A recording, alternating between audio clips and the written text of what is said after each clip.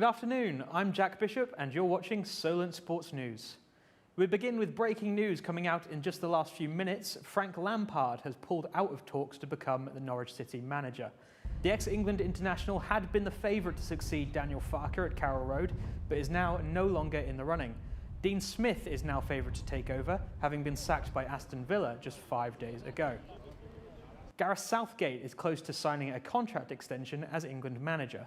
The improved deal will take Southgate to the end of Euro 2024 and see him become England's highest ever paid coach. Tonight's clash with Albania may see a debut for Arsenal star Emile Smith-Rowe, who was called up to the senior squad last week. Southgate says he's been impressed by what he's seen from the 21-year-old so far.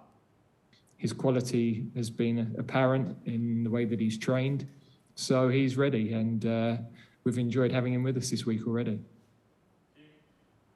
I'm joined in the studio by Harry Clark. Harry, do you feel Southgate has done enough to earn this contract extension? Oh, definitely. You've seen the performance in the World Cup in 2018, getting to the semis, and then went one better in the Euros to get to the final, and hopefully they can go one better again in Qatar next year, and I think Southgate's the best man for that. And how do you think that might impact the national side beyond the 2022 World Cup? I think it'd be a big impact. Obviously, he's worked with the players for ages now. He's worked with them at youth level, and he's seen the development of a lot of them. And you see how we ruined the golden generation. We've got kind of a new one coming up now, and he's clearly the best manager for it. Thanks very much, Harry. Now, the organiser of the flight which killed would-be Cardiff forward Emiliano Sala has been sentenced to 18 months in prison this afternoon.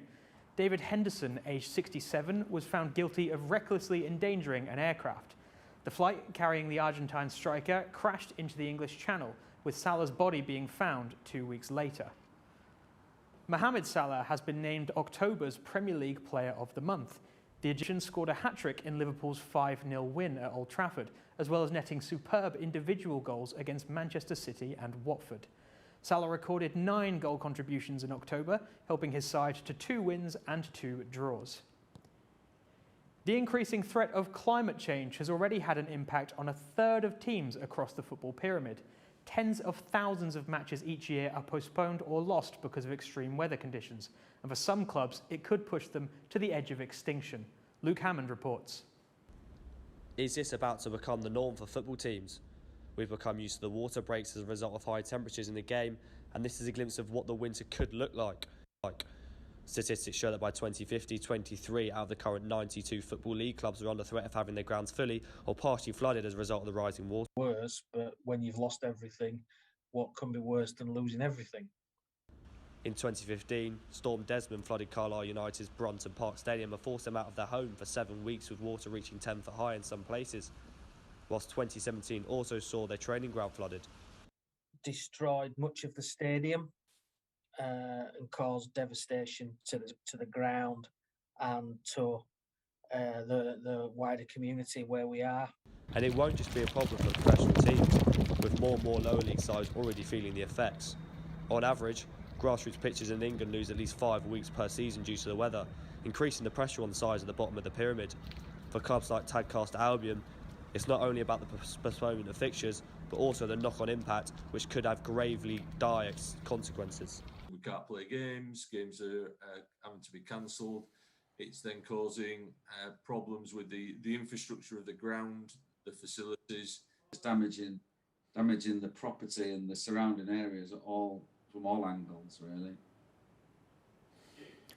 Wolves legend Ron Flowers, MBE, has today died at the age of 87. Flowers, who had been part of England's World Cup winning squad in 1966, recorded 49 caps for his country, scoring 10 times. The midfielder famously lifted the FA Cup with Wolves and became their 5th highest appearance maker during his 15 years at the club. The Premier League have declared their opposition to FIFA's plans for a World Cup every 2 years. The idea, led by Arsene Wenger, was unanimously rejected by all 20 top-flight clubs on Thursday.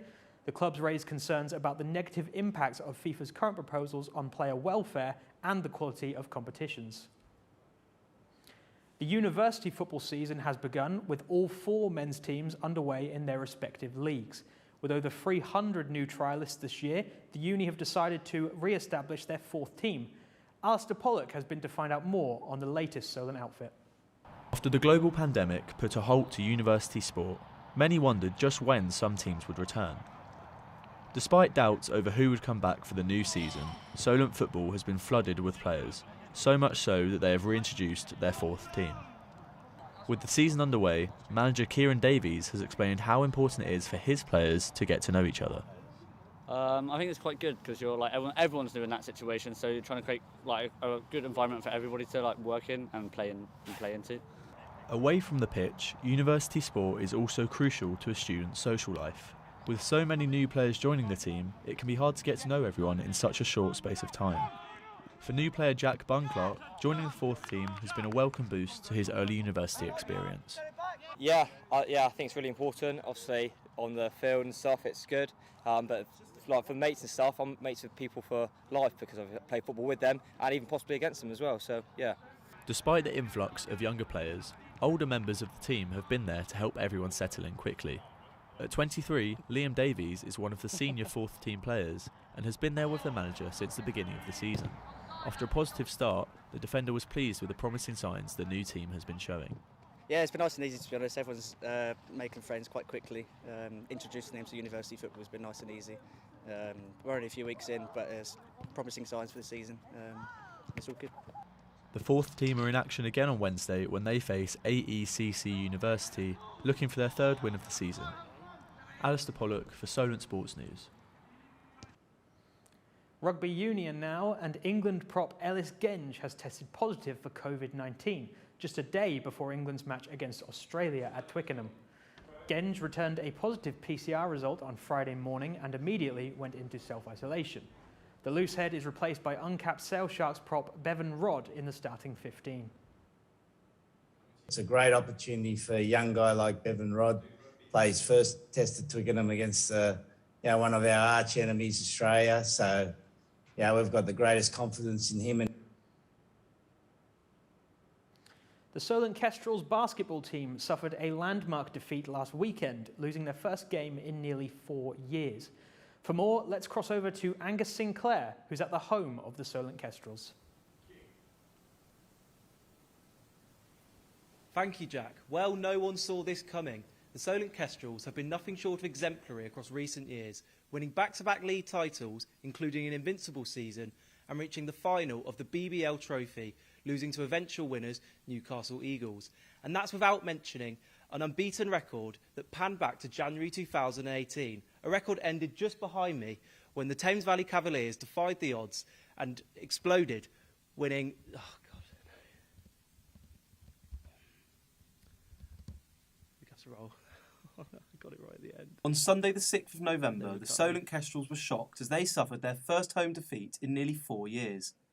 The unbeaten streak was finally broken after the Thames Valley Cavaliers put on a fine display to claim an 83-78 victory. Speaking to Matt Bishop, we asked about what went wrong for the Kestrels and how they bounced back after last week's defeat.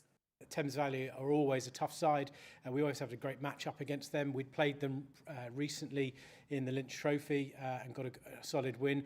The crowd was great. We had some cheerleaders here, so the atmosphere was great. Obviously, whenever you lose, when you've got a record such as the guys have had, it's always going to be a bit of a shock, and there are some people in terms of the fan base that obviously are used to seeing the team winning, but I think everyone deep down knows that they'll come back fighting, and they actually did within 24 hours and got a solid win against Loughborough. This is, for me, from my involvement, has been will be, I think, and has been the most competitive Division 1 season. Already, a number of teams have got losses, in obviously including our first loss on Saturday. But the teams that have been in the top in the last few years have already taken a couple of losses. Teams are beating each other, each week. There's no consistency at the moment with a team that's really outclassing anyone. So definitely not easy to win our third one on the trot. Head coach Matt Guyman's side didn't let the loss affect them as they dismantled the Loughborough Riders 99-60 on their next outing. Sunday's rout of Loughborough could prove to be a pivotal point in the season, as maintaining top spot is key for the Southampton-based side. The Solent Kestrels have dominated the NBL Division 1 in recent years, but do they feel like they have built a steady foundation for continued success? With the Worthing Thunder breathing down their necks, Guyman will want to keep his side consistent as they look for a third consecutive league title. Thanks for that, Angus. Finally... At avoiding home defeat for so many matches, and despite the setback, pointers are indeed positive when assessing their prospects both this season and beyond. The squad will turn to action tomorrow when they take on the BA London Lions, with attention fixed on maintaining their spot at the forefront of the table. Thanks, Angus. In boxing, finally, Chris Eubank Jr. has vowed to punish Liam Williams when they meet in the ring next month. Yesterday, the two middleweights signed a contract to fight at Cardiff's Motorpoint Arena on December the 11th. Eubank says the bout has become personal following the Welshman's comments about him on social media. That's all for today. Thanks so much for joining us on Solent Sports News.